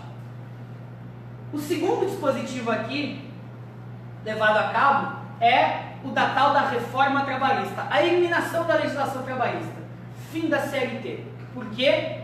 Porque num cenário de crise, esse gráfico aqui, que está de um determinado tamanho, a gente tem que imaginar o seguinte: quando tem crise, a arrecadação, o PIB encolhe e a arrecadação migra. Então quer dizer, encolheu essa parcela aqui. Em termos absolutos, o pessoal que abocanhava parte da dívida perde recursos. E eles têm que recuperar. Como é que eles querem fazer isso? O Brasil vai fazer um massivo investimento em ciência e tecnologia? Vai desenvolver uma produtividade de trabalho super avançada? Não. Vai eliminar a lei trabalhista e botar todo mundo para trabalhar com uma legislação que beira a informalidade, praticamente informal. Em cima disso vai ser o plano para tentar recompor o crescimento econômico em favor dos capitalistas. É isso que explica por que a reforma trabalhista tem que ser feita nesse momento. E é isso que explica também que a legislação trabalhista, o maior exemplo de que ela não tinha nada de draconiana ou de inviabilizar a contratação é que 4 anos antes disso aqui, em 2012, o Brasil registrou 4,5% de desemprego, sob a CLT. Essa lei que impedia a contratação do empresariado. Menor taxa de desemprego da história do capitalismo brasileiro com CLT. E é por isso que, quando aprova o fim da legislação trabalhista em 2017, o saldo líquido de geração de emprego é negativo no primeiro ano. E depois, o que se tem de geração de emprego se dá sobretudo com geração de emprego informal. Já não tem mais geração de emprego formal no Brasil como saldo positivo, como resposta da mudança da lei trabalhista. E o terceiro elemento, que é a cereja do bolo, aqui, dos capitalistas nacionais, por hora, é pegar o maior gasto que o orçamento tem. Qual, Daniel? Da dívida? Não. Os capitalistas vão ver esse orçamento só desse pedaço para cá. Então, qual é o maior gasto que tem? Previdência. Tem que atacar a previdência pública para também ter um retorno extraordinário, com um duplo movimento. A alteração da Previdência, o fim da Previdência Social, é crucial para os capitalistas, porque ele consegue ter uma dupla forma de arrecadação extraordinária para os capitalistas aqui. O primeiro movimento é fazer com que o gasto público com Previdência Social reduza, para sobrar mais dinheiro também para remunerar os títulos da dívida. E o segundo é colocar sob controle dos capitalistas esse fundo de salários aqui da Previdência, que é o regime de capitalização que o Paulo Guedes quer passar. E o Paulo Guedes, não se esqueçam, é um dos donos do BTG Pactual, que tem fundos de previdência e que está sendo investigado por fraude em operações com fundos de previdência. Esse é o cenário. Por isso que a classe dominante precisa atacar a Previdência brasileira. Por isso que eles organizam esse movimento. Em cima disso, não vai parar. É isso que a gente vai trazer agora. Comentário final para a gente ver esse processo aqui e abrir uma discussão, abrir um debate. A classe dominante está vendo esse cenário aqui e não vai parar.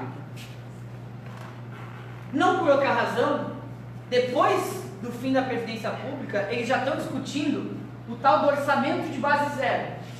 O que significa o orçamento de base zero? Significa, trocando em miúdos, uma DRU de 100%. Drude 100% significa poder assaltar todas as receitas vinculadas do Estado brasileiro e gastar com o que o Estado quiser, que a gente já viu, é a dívida. É alimentar o sistema da dívida pública. Não tem outro. Segundo movimento, que já está na ordem do dia para os capitalistas nacionais também, aprovar a tal da carteira de trabalho verde e amarela. Por quê? Porque em 2017 eles eliminaram a legislação trabalhista. Mas podem ver, o empresariado, desde então, não sabe ainda muito bem em que regime contrata os trabalhadores. Ainda tem receio. Vai para a linha informal, mas vai tentando ao mesmo tempo destruir o Ministério do Trabalho, que é quem poderia fiscalizar, e fica receoso ainda sobre qual regime trabalhista vai adotar. O que a carteira verde e amarela pode fazer? Pactuar um regime trabalhista que, como diz o Bolsonaro, tenha que beirar a informalidade, mas que isso esteja escrito em algum lugar. Porque até agora só teve a destruição da CLT. Então isso tem que estar pactuado socialmente de alguma forma, para manter a ordem burguesa, inclusive. A carteira verde e amarela vai estar carregando consigo dois movimentos. Um novo modelo de contratação de força de trabalho no Brasil, por um lado, e o principal instrumento para fazer os trabalhadores aderirem ao regime de capitalização. Porque, ao serem contratados, vai estar disposto lá. Qual é o regime de contratação que você quer de previdência? Você quer contribuir diretamente com o INSS e o fundo de capitalização, ou você quer manter só o INSS? Eu acho que fica a cargo da empresa dessas opções. Oferecer, exatamente. Ela vai oferecer a opção do trabalhador. E o trabalhador, livremente, vai escolher qual modelo ele quer. Então, nesse caso, todo o cenário... Olha só, qual que é o modelo? No modelo de INSS agora, que é o sistema de repartição, o trabalhador contribui, uma alíquota de 8% a 11%, a empresa também contribui, e tem os tributos do Estado geral, que também financiam o caixa da Previdência. No modelo de capitalização, é só o trabalhador que vai fazer esse aporte de recursos, que não é nem uma contribuição, é um investimento, porque é um investimento de risco, alto risco, no sistema financeiro mundial. Para fazer esse investimento, só o trabalhador vai fazer. Então, qual dos dois modelos a empresa vai oferecer para ele? Aquele que ela tem que gastar junto ou aquele que o trabalhador vai ter que bancar sozinho? É isso que está em jogo. E aí os capitalistas estão loucos para aprovar o modelo da reforma da Previdência junto com a carteira verde e amarela e junto com o orçamento de base zero. E essa é uma opção, Diga. uma opção só tem quem já está no regime, né? As pessoas que vão entrar no mercado de trabalho, nem essa opção dela. Já vão para o novo. Já vão para o novo e não tem jogo. Exatamente. Agora entre um e novo, é claro que vai, como falou. Bom, nessa circunstância toda, o comentário final que eu quero fazer aqui é o seguinte: a gente está numa organização, vem de uma organização chamada Revolução Brasileira. E, diante desse quadro traçado, o principal instrumento aqui que a gente tem de discussão é, desde 2013, 2014, e a gente poderia colocar, desde 2015 especificamente, que é quando a Dilma dá aquela virada mais clássica do que foi o primeiro e o segundo mandato dela, a sociedade brasileira vive uma guerra de classes, que foi declarada pela classe dominante, que contou com a anuência dos políticos brasileiros. Uma guerra como essas, na forma como vai sendo tratada, ela eliminou 3 pactos que existiam no Brasil. Ela eliminou o Pacto Social da Constituição de 88, que desapareceu, com todas essas alterações recentes, combinadas ao fim da Previdência Social. Ela fez ruir o pacto político que existia até então, que é o que a gente batiza de sistema petucano, de petistas e tucanos administraram o plano real e administraram os negócios da burguesia com maestria enquanto foi possível. Só que isso deixou de ser possível na medida em que ruiu também o pacto econômico, que é o pacto traçado pelo plano real. O que o plano real traz como pacto? A gente viu. Estabelece um movimento em que elimina-se a participação do Brasil com indústrias na divisão internacional do trabalho e oferece o modelo da dívida pública federal e do rentismo em cima da terra para os capitalistas nacionais. Esse modelo perde a sua sustentabilidade na medida em que o preço desses bens agrícolas e minerais despenca nessa segunda década dos anos 2000 e faz com que não seja mais possível reavivá-lo. E aí, como projetos discutidos pelo Brasil, a gente tem o projeto à direita mais extrema, com Jair Bolsonaro, que diz: vou mudar tudo isso que está aí, vou descer a lenha no pacto social, vou eliminar todo o pacto político, que ele não pode fazer, se não radicalizar muito mais, porque ele emana do mesmo pacto político com o qual ele tem que se deparar e se surgir agora. O sistema político brasileiro está em colapso, impossível de se regenerar, e ele tem um pacto econômico para sustentar que só pode existir levando a condição da classe trabalhadora ao mais extremo da miséria. E como projetos políticos, para tentar enfrentar esse cenário, a gente tem dois dados dentro da ordem. Um, o projeto do lulismo, que quer tentar mobilizar, ao invés do que fez lá em 2002, que mobilizava pela esperança, hoje tenta mobilizar pelo medo. Tem que alimentar o fantasma do fascismo, coisa que não existe na sociedade brasileira atual. Tem que alimentar que estamos na iminência do fascismo, que o fascismo é uma realidade, que todo mundo vai ter que sofrer aqui porque os negros, as mulheres, a população LGBT vai ser perseguida, como se o petismo não tivesse sido magistral em elevar a população carcerária com negros e jovens, por exemplo. Como se não tivesse tido recordes de extermínio da população LGBT sob a condução petista. Então significa tentar reavivar um passado que não existe e que só se mobiliza pelo medo. Só se mobiliza pelo aquilo que consegue negar, não traz nada de concreto para a classe trabalhadora. E um outro modelo que se apresenta numa linha mais progressista, que tenta se forjar como mais progressista, é o do Ciro Gomes, que transita muito bem entre as classes dominantes, que tem traquejo com todos eles, que senta com Henrique Meirelles, Geraldo Alckmin, e chama os dois de meus amigos, pertencemos ao mesmo pacto, estamos aqui juntos, e ele tenta fazer o quê? Civilizar o modelo capitalista brasileiro. Ele não quer a guerra contra os bancos, ele não quer destruir o sistema da dívida pública, ele quer civilizar o sistema financeiro. Como se tal coisa fosse possível diante do cenário de guerra de classes que a gente tem aqui. E pior do que isso, é ver a degeneração de um partido como o PSOL, que poderia ser a fórmula mais bem acabada de superação do petismo, exatamente porque emanou das entranhas da falência do petismo, o PSOL como resultado de um projeto de reforma da Previdência que o petismo apresentou contra os trabalhadores. E o que ele apresenta para a superação?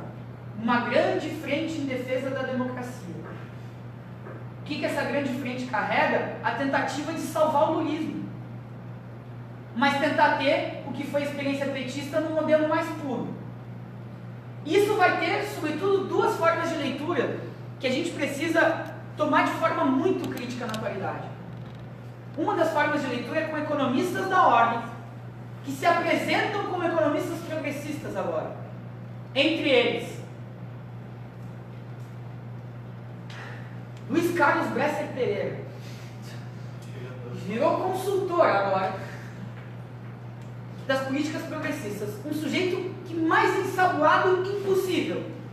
Transitou como consultor do governo FHC, foi elaborador das políticas do governo Lula e da Dilma. Quando viu que o modelo da Dilma estava se esgotando, deu um passo para fora e disse assim: acho que esse modelo aí está dando errado. E agora tenta se apresentar, se aproximando do pessoal, fazendo reuniões, por exemplo, com Guilherme Boulos, elogiando as trajetórias do Guilherme Boulos, que diz mais, eu diria, muito mais sobre o Boulos do que sobre o Bresser Pereira. O fato dele receber elogio do Bresser Pereira diz muito mais sobre o Boulos do que sobre o Bresser. Boa. Inclusive porque agora a gente tem que ficar, como trabalhadores, tem trabalhadores que ainda hoje estão recebendo dinheiro dos planos econômicos que o Bresser fez lá nos anos 80 para enfrentar a hiperinflação, que foram contra os trabalhadores, que destruíram a vida de muitos deles. E é esse sujeito que está dando recomendações para o chamado campo progressista agora de pensamento. Isso é inadmissível. e outras pessoas tais como Laura Carvalho, que vai se apresentar desde sempre como uma teórica que tinha muito trânsito dentro do petismo, fez o seu doutorado em Nova York, lá nos Estados Unidos, numa escola tida lá como progressista, e por isso que ela traz esse debate aqui sobre 99% versus 1%, e fala do sistema financeiro anedoticamente, porque está azeitada dentro do esquema de Occupy Wall Street.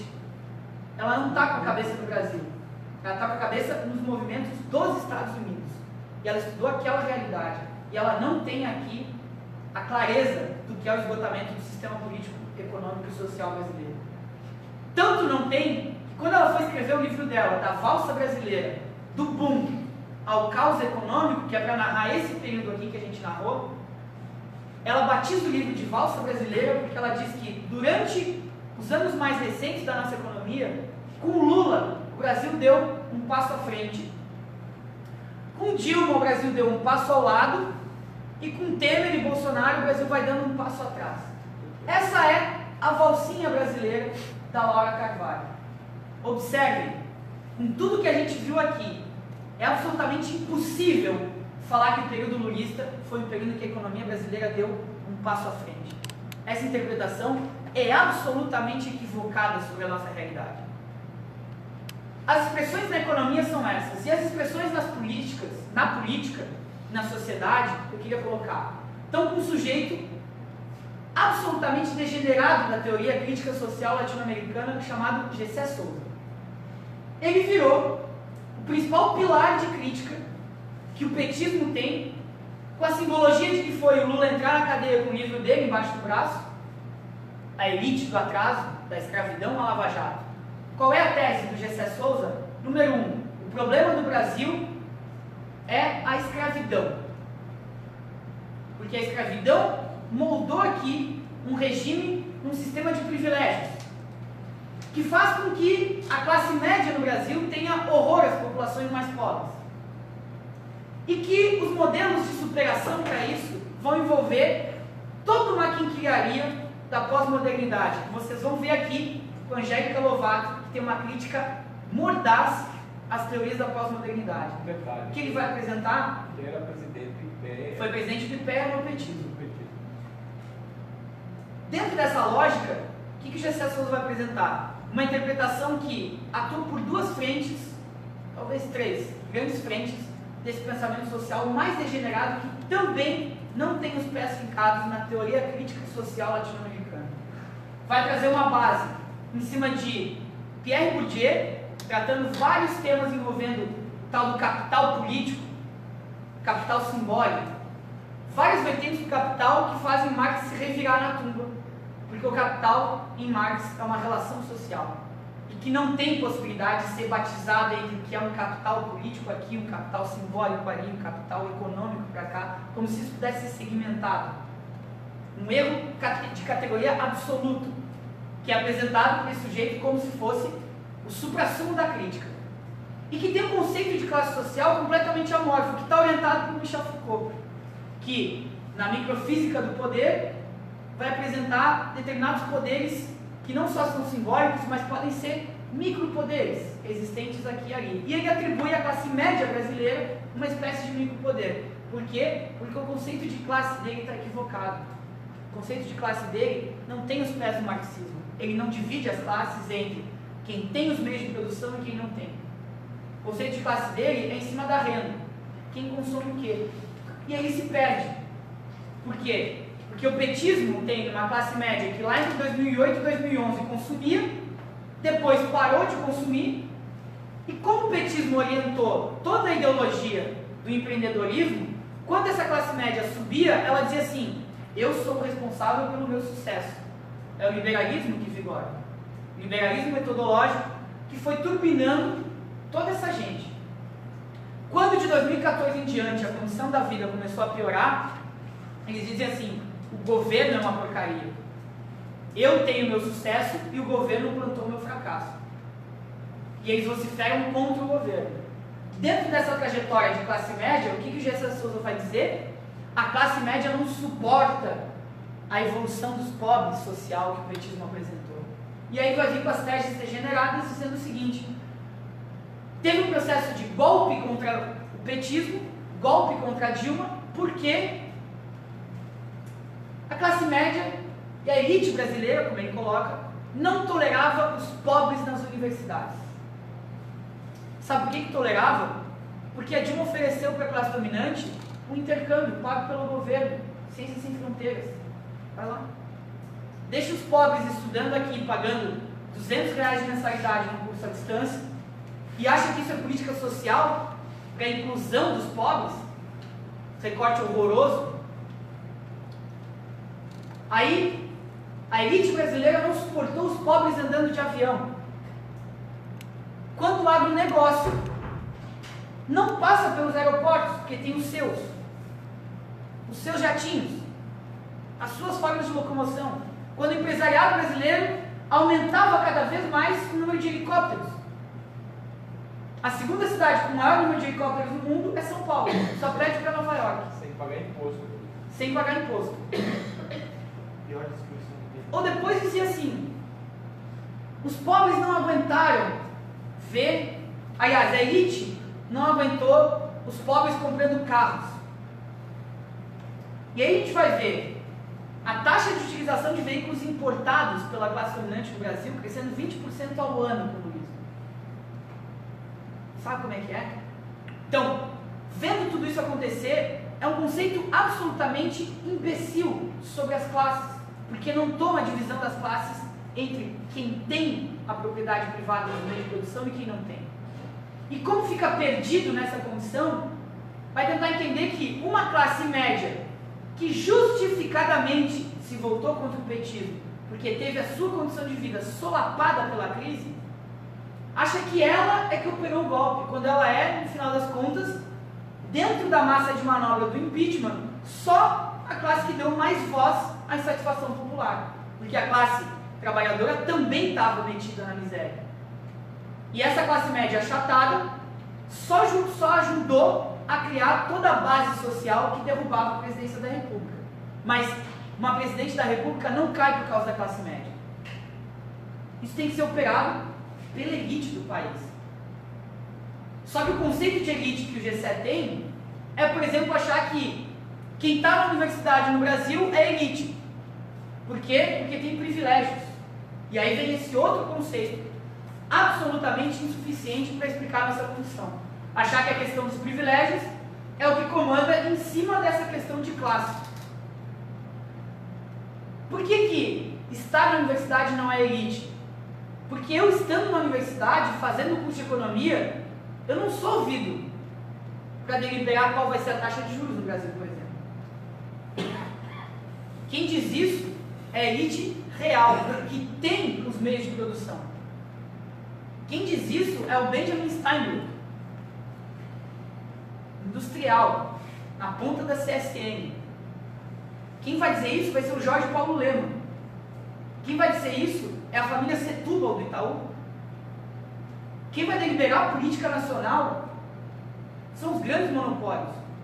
A classe média, ou isso que, de forma desbotada, o Gessé Souza está chamando de elite, só serve para alimentar um discurso em cima de privilégios, por exemplo, que seguem condenando o Serviço Público Federal, que é apresentado aos olhos da massa como privilegiado. Que serve para segmentar a classe trabalhadora como se uma trabalhadora por ser mulher não tem os mesmos privilégios que um trabalhador por ser homem. Quando, ao fim e ao cabo, os dois são submetidos a um processo de exploração do trabalho. Nesse processo de segmentação entre vários privilégios e segmentações, o que o Paulo Guedes faz? Vai na televisão e diz, nós vamos fazer uma reforma da Previdência para combater privilégios. E o povo... é isso que eles querem. Então vejam, como trajetórias históricas, a gente vive um momento paradigmático no Brasil, que permite, diante do esgotamento do pacto social, do pacto econômico e do pacto político que foi colocado, uma ruptura. À direita, essa ruptura já está dada, com Jair Bolsonaro.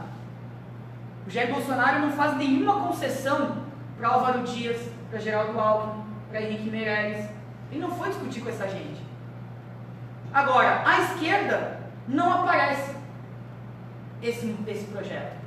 A esquerda, do que se tem de hegemônico no Brasil, tenta se criar uma grande coalizão de partidos e de movimentos para salvar a democracia brasileira. Por que isso é um equívoco? Porque a direita já decidiu que quer romper com esse processo. E por isso que a gente fala que é a hora da Revolução Brasileira. É a hora, efetivamente, de um projeto revolucionário que coloque a esquerda brasileira à altura dos desafios que o nosso tempo histórico já colocou aqui. Um movimento que é imperativo do seu tempo e que precisa superar o que aconteceu como experiência no passado e inaugurar o novo, em que todas as grandes nações do mundo passaram por um processo revolucionário. E não venho me dizer que dar Bolsa Família é revolucionário, como o Lula falava. Eu tenho uma revolução, entreguei o Bolsa Família. Aí eu digo, ah é? E agora vai explicar como o Bolsonaro dando 13º salário para o Bolsa Família. É uma revolução, então.